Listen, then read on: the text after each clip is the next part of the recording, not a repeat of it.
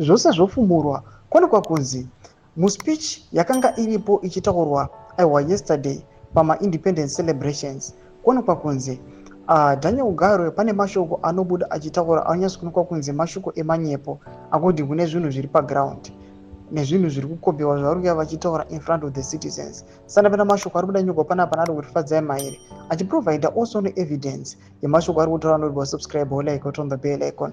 Panapa advocate Fadzai mairi kuda nyora achiti good day Nick Mangwana. Number 1, why did the minister Daniel Ugaro lie that the government had built a new fully equipped modern stadium where the celebrations would be held?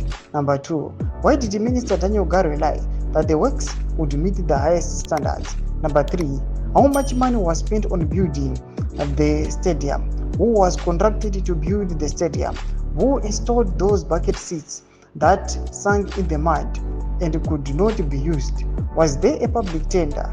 Is the government going to get its money back, or was the plan to use this opportunity to loot more money from the fiscus through a bogus renovation that cost millions but for which we received no value?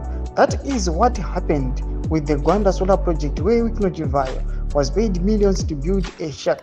Number 4, are you proud of what you did yesterday? What image did you paint of Zimbabwe 1845? Do you think any nation looks at your nonsense and says we want to be like that? We need new leaders. Anoposta pictures apuri kuona pauchete netsamba nemaheadlines aibudiswa naDaniel Ugaro achipublisha saiziwa mu the Sunday Mail vachinzi ma-Independence Day celebrations in home stretch vachiti ma-preparations ava perfect. Pane patinoona patumbo highlightiwa panapa naadvocate Fadzai mairi anonyogwa mashoko naDaniel Ugaro achinzi we have built a new fully equipped modern stadium where the main celebrations will be held.